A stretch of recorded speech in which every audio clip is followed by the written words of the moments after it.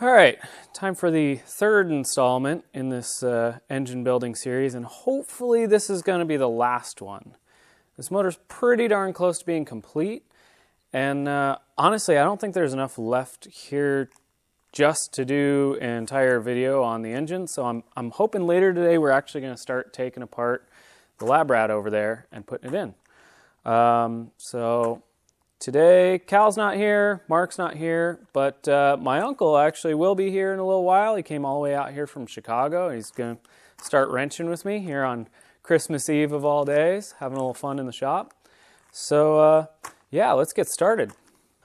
All right, so first order of business this morning's picking up where we left off. Before, we were missing our push rods and rocker arms, so that's what we're going to install now. So we picked up all new stuff, just ordered it all online. The only thing special here, our push rods are a little bit shorter than stock ones because we decked the block. So if I remember correctly, these are 9.6 inch push rods. We got them from Comp Cams. I think the stock one's like 9.64. So being that this drivetrain setup, or the valve train, is not adjustable, you have to get the right length push rod to match everything else. And called up Russ to get some tips on how to assemble all this. I've already smeared everything with a decent amount of assembly lube. Keep it all nice and lubed up for that first startup, which hopefully is coming soon. So these ones they've got these little keepers down in here that kind of rock around. Don't know if you can see that on video or not.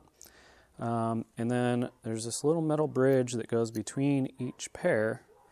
First thing you do, you start off by rotating the crank until both valves or both lifters are riding on the heel of the cam, so they're all the way at their lowest point. And then I'll get everything lined up here. I'll drop the bolts in. Just get things started. And what we're looking for is just a little bit of preload on the push rods. I'll show you here in a second. And we check that. So right now, push rod's nice and loose. I can spin it with my fingers. We're just going to start tightening up until I just feel some drag. Okay, so right about there, we're looking for between 1/4 and 3/4 of a turn until we bottom out.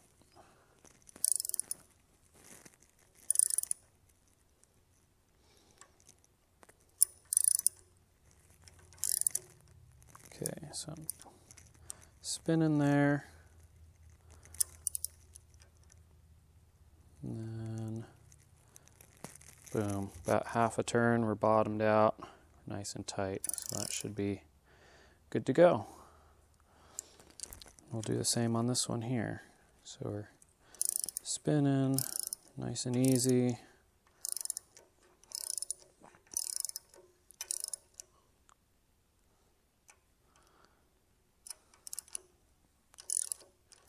Back off so we can get a good feel here.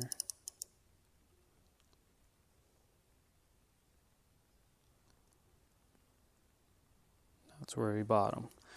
All right, so those look to be just right. Now, what you'd have to do if these, if either these things stayed loose, you know, if they were still loose in there once the bolt came tight, you'd need to get a slightly longer push rod. And if they tightened up too quick, you'd need a little bit shorter push rod, because you can't, like I said, you can't adjust these ones.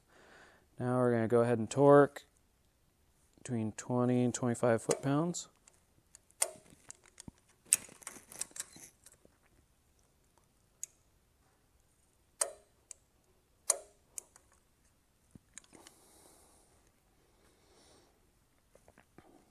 All right, so that's that. Now we just move on and do the rest of them.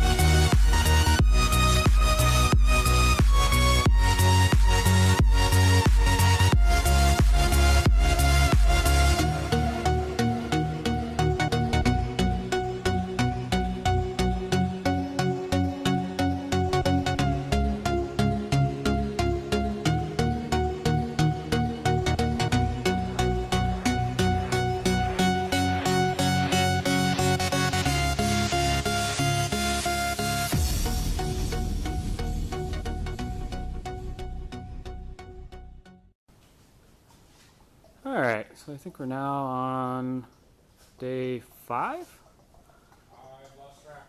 Yeah, it's been a little bit. We've been messing around with other stuff, getting work done.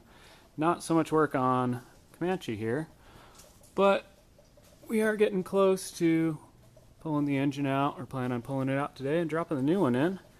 So you can see there, the new prototype AW4 oil pan skid with oil all over it, and our TK skid that we've been building for a while. Soon we'll also be doing our long arm kit on this thing, but hopefully we're going to get some work done today.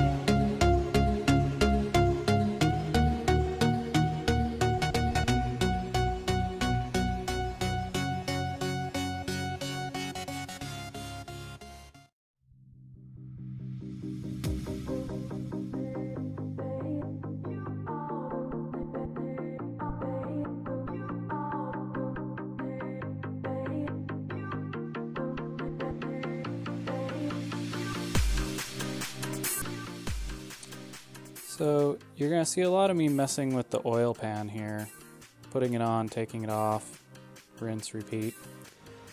What happened was once I got the oil pan on, I discovered that one of the threaded holes in the timing cover along the front edge of the oil pan was stripped out.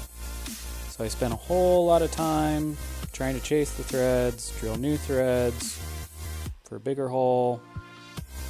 Kind of ended up chasing my tail around, put the oil pan on like 3 or 4 times. In the end, I ended up coming back and putting a different timing cover on, so all this time was wasted.